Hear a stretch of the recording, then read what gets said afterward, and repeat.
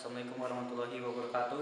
Sebelumnya perkenalkan, saya Dani Saputra, nomor 4181023. Di sini saya akan menjelaskan tentang soal matek 2. Yang pertama ada soal itu selesaikan persamaan diferensial OD1 berikut. Itu sin x cos y dx plus cos x sin y dy sama dengan 0. Nah, kita soalnya, jadi kita langsung aja melakukan penyelesaian. Jadi persamaannya itu kita pertama bentuk dulu, yang ada dx nya itu dibuat m xy sama dengan sin x cos y. Jadi m itu yang ada dx nya, terus yang n itu yang ada dy nya, yaitu cos x sin y. Nah, kan syarat pertama kita itu menentukan yaitu eksak atau enggak eksak. Jadi syaratnya itu m diturunkan terhadap y sama dengan n diturunkan terhadap x. Jadi berkebalikan ya, kan ini yang mengandung x, ini mengandung y. Jadi diturunkan berlawanan, yang mengandung x diturunkan terhadap y, yang mengandung y diturunkan terhadap x. Langsung aja disubstitusi, sin x cos y diturunkan terhadap dy, kemudian cos x sin y diturunkan terhadap dx. Nah, kan ini diturunkan terhadap y, berarti yang diturunkan itu yang ada y nya. Jadi yang diturunkan cos y aja, turunannya cos y yaitu min sin y. Ini minnya saya taruh lupa, jadi min sin x kali sin y. Kemudian yang cos x sin y diturunkan terhadap dx, berarti yang diturunkan kan yang cos x. Jadi cos x turunannya min sin x, jadi tulis saja min sin x dikali sin y. Nah, kan ini kedua ruas ini sama, jadi keduanya ini merupakan eksak. Kalau eksak, langsung ke tahap kedua, yaitu membentuk fungsi u. Membentuk fungsi u itu syaratnya yaitu u sama dengan integral m dx plus ky. Nah, terus langsung aja substitusi, u sama dengan integral m nya tadi kan sin x cos y dx plus ky. Integralnya sin x cos y terhadap dx, berarti yang diintegralkan itu yang mengandung x, yaitu sin x. Integral dari sin x yaitu min cos x, jadi ditulis u sama dengan min cos x dikali cos y plus ky. Kemudian masuk ke persamaan berikutnya, yaitu supaya didapat ky, maka u nya ini diturunkan. Kan ini ky berarti diturunkan terhadap y, jadi du per dy sama dengan min cos x. Kan semuanya harus diturunkan terhadap y, jadi ini juga diturunkan terhadap y. Jadi yang diturunkan terhadap y yaitu yang mengandung y, yaitu cos y. Jadi cos y turunannya itu min sin y, jadi ditulis min cos x dikali min sin y plus dk per, maksud saya dk diturunkan terhadap dy. Nah, dia itu sama dengan lawan ini tadi kan yang dipakai n, maka sama dengannya n. Langsung aja disubstitusi, du per du diturunkan terhadap dy cos x, kan ini min kali min jadi positif, cos x ini plus dk per dy. Nah, n tadi diambil dari sini tadi, n yaitu cos x sin y. Lanjut, ini kan sudah, jadi dk diturunkan dy, jadi pindah ruas. Tadi kan cos x sin y nya tadi sebelah kiri, jadi pindah ruas jadi negatif. Jadi cos x kali sin y dikurang cos x kali sin y sama dengan 0, kan sama ini Pak. Kalau dikurangkan pasti 0. Jadi dk diturunkan dy sama dengan 0. Nah, ini kita pindah ruas supaya dapat k nya nanti. Jadi dy nya pindah ke ruas kanan jadi dikali. Untuk dapat k, kan ini kan turunan, jadi supaya dapat k nya maka turunan diintegralkan. Jadi integral turunan dk sama dengan integral 0 dy. Jadi integralnya ini pasti hasilnya k, karena integral turunan ya k. Terus integralnya 0 kan 0, dapatnya kan pasti ada 0 plus c, jadi yang ditulis itu c, jadi k sama dengan c. Kan sudah dapat k-nya. Kalau sudah dapat k-nya, kita kembalikan ke persamaan tadi, u sama dengan integral mx dx plus ky. Tinggal substitusi aja, integral m dx nya tadi kan min cos x kali cos y, terus ky nya itu yaitu plus C. Jadi penyelesaiannya ini selesai. Yang selanjutnya adalah menghitung OD linier pada rangkaian RL. Di rangkaian RL tersebut itu sama aja penyelesaian OD-nya dengan OD first OD, yaitu YX sama dengan E pangkat min H integral EH R dx plus C, di mana nilai H-nya adalah integral PX dx. Nah, pertama dari gambar rangkaian itu kita jabarkan dulu melalui dengan hukum Kirchhoff yang telah dipelajari di rangkaian listrik, sehingga diperoleh ET sama dengan IR ditambah L I turunan. Nah, dari sini kita masukkan nilainya, terus kita pisahkan sendiri variabel I turunannya, sehingga dapat I turunan sama dengan I aksen ditambah 40I sama dengan 1100 sin T. Menggunakan penyelesaian first OD didapatkan nilai I sama dengan E pangkat min R per LT integral E pangkat R per LT dikali E T per L ditambah C. Untuk nilai P nya itu adalah R per L, di mana nilai H nya adalah integral dari R per L terhadap T, sehingga hasilnya R per LT. Langsung saya dimasukkan nilainya dengan perhitungan. Di sini diperoleh ada dua perhitungan, yaitu E40T dikali 1100 sin T dt.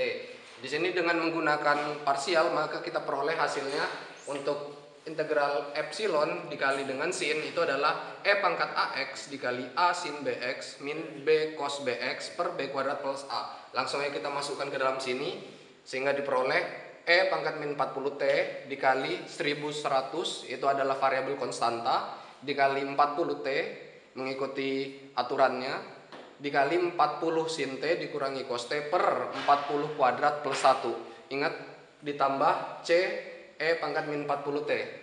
Langsung saja disederhanakan maka diperoleh IT sama dengan 1100 per 1601 dikali 40 sin T dikurangi cos T ditambah C E pangkat min 40T. Nah, sampai sini itu belum kelar sebelum kita mencari nilai C-nya. Untuk mencari nilai C itu saat T-nya sama dengan 0, dan saat T sama dengan 0 pada rangkaian RL DC itu adalah arusnya sama dengan 0, sehingga kita peroleh T saat 0 itu adalah I0 sama dengan 1100 per 1601 kita masukin 40 sin T di mana T-nya 0 adalah sin 0 adalah 0 dikurangi cos T atau cos 0 itu adalah 1 ditambah C dikali E pangkat min 40 T di mana T-nya 0 maka C dikali 1 hasilnya 0, sehingga didapat C-nya sama dengan 1100 per 1601. Maka hasilnya dimasukkan saja langsung nilai C-nya, yaitu IT sama dengan 1100 per 1601 dikali 40 sin T dikurangi cos T ditambah E pangkat min 40T. Nomor 3, lanjut ya, yaitu modelkan persamaan diferensial dari akar karakteristik cos 2πx dan sin 2πx. Langsung ke penyelesaian. Jadi yang pertama itu langkahnya menentukan lambda 1 dan lambda 2. Nah, bentuk cos sama sin ini bentuknya itu masuk ke yang bentuk ini. Kan ada 3 bentuk, jadi masuknya yang bentuk ketiga. Pangkat min alpha per 2 x cos omega x dan pangkat min alpha per 2 x sin omega x. Jadi langsung aja cos 2πx itu sama dengan, kan depannya cos ini 1 ya. Jadi kalau supaya 1 berarti pangkat 0 x. Jadi supaya 1 kan pasti bilangan apapun dipangkatkan 0. Jadi cos 2πx. Maka ini sama dengan ini pasti. Begitu pula untuk sinnya. Jadi sin 2πx sama dengan pangkat 0x sin 2πx. Ingat ya, jadi pangkat 0x itu supaya hasilnya itu 1. Kan depannya soalnya kan tidak ada apa-apa, jadi 1. Nah, dari persamaan ini maka kita dapatkan omega. Omega itu belakangnya cos dan sin. Belakangnya cos dan sin yaitu 2pi. Sedangkan min alpha per 2 itu di pangkatnya Nah, dari sini pangkatnya berapa? 0 kan. Jadi min alpha per 2 sama dengan 0. Kita cari ini supaya dapat dibentuk lambda. Jadi lambda 1,2 sama dengan min alpha per 2 plus minus imajiner omega. Kan sudah dapat nih semua. Langsung aja disubstitusi. min apa periodenya tadi berapa? 0 kan, jadi tulis 0 plus minus I imajiner, terus omega nya berapa?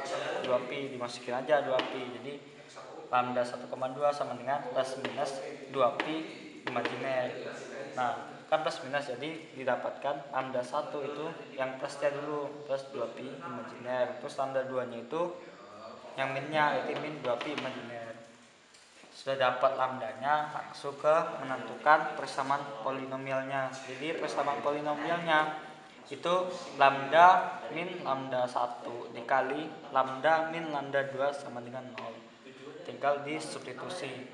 Lambda 1 nya berapa tadi?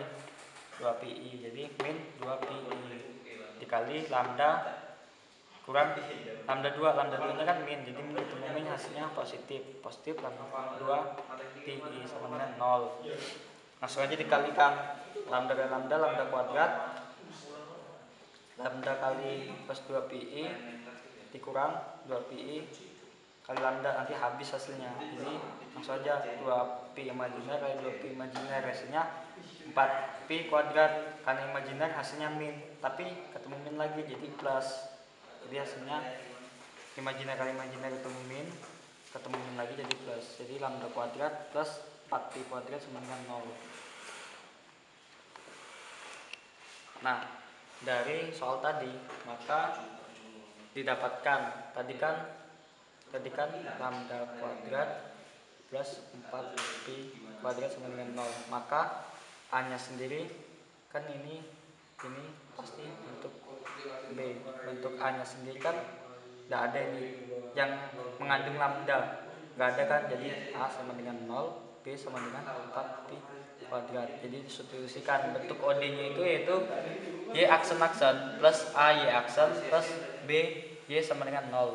Jadi Y aksen plus A-nya tadi kan 0, jadi 0 Y aksen plus B-nya 4pi kuadrat Y sama dengan 0. Jadi Y aksen plus 4pi kuadrat Y sama dengan 0. Maksudnya ini. Selesai.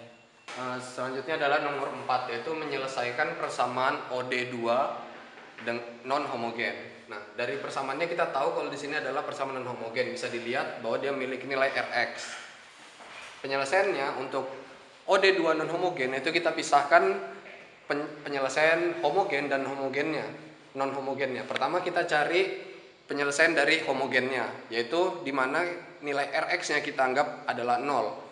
Sehingga didapatkan Y aksen ditambah 3Y aksen sama dengan 0. Kita misalkan dengan permisalan OD2, maka diperoleh hasilnya lambda kuadrat ditambah 3 lambda dikali E lambda X sama dengan 0.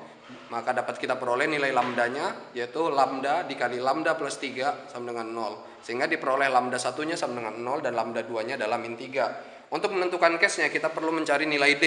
D itu adalah sama dengan B kuadrat min 4AC. Itu dimana B adalah nilainya 3 dan A adalah nilainya 1, sedangkan C nilainya 0. Sehingga didapatkan 3 kuadrat dikurangi 0 sama dengan 9. Dimana nilai D itu adalah lebih besar dari 0. Sehingga dapat dikatakan ini adalah case 1. Selanjutnya kita menyelesaikannya dengan penyelesaian case 1, dimana Y homogen sama dengan C1 E pangkat lambda 1X ditambah C2 E pangkat lambda 2X, dimana E lambda 1 adalah 0 dan lambda 2 adalah min 3, sehingga kita peroleh Y homogennya adalah C1 ditambah C2 ditambah C2 E pangkat min 3X. Setelah kita mendapatkan Y homogen, kita lanjut mencari ke Y non homogen. Nah, di mana nilai Y non homogen di sini saya menggunakan variation parameter, yaitu min Y1 integral Y2R per W dx ditambah Y2 integral Y1R per W dx. Di mana nilai W sendiri itu adalah Y1 Y2 aksen dikurangi Y2 Y1 aksen. Pertama kita cari dulu nilai Y1 dan Y1 aksennya dan Y2 dan Y2 aksennya. Maka diperoleh nilai W-nya adalah min 3 E pangkat min 3X, sehingga kita dapat menyelesaikan Y non homogennya. Di sini minus dicoret minus kan positif. Integral E pangkat min 3X per E pangkat min 3X itu dicoret, sehingga kita langsung aja integral 18X kuadrat dx itu adalah 6X pangkat 3 per 3. Di sini 18 bagi 3 sama dengan 6. Integral dari X pangkat 3 adalah integral dari X pangkat 2 dx adalah X pangkat 3 per 3. Ditambah E pangkat min 3X integral 18 X kuadrat per min 3 E pangkat min 3X dx. Ingat 18 per min 3 adalah min 6. E pangkat min 3X keluar, dan hasil dari X kuadrat per E min integral dari X kuadrat per E pangkat min 3X dx adalah E pangkat 3X dikali 9X kuadrat min 6X plus 2 dibagi 27. Maka kita dapat coret minus ketemu positif adalah E pangkat 0. E pangkat 0 itu adalah 1. Min 6 dicoret dengan 27 hasilnya adalah dibagi 3 ya. Jadinya min 6 jadi min 2, 27 jadi 9. Sehingga biasa didapatkan hasil 2x pangkat 3 dikurangi 2 per 9 dikali 9x kuadrat min 6x tambah 2. Kita substitusikan ke dalam, didapatkan Y non homogennya adalah 2x pangkat 3 dikurangi 2x kuadrat ditambah 4 per 3x dikurangi 4 per 9.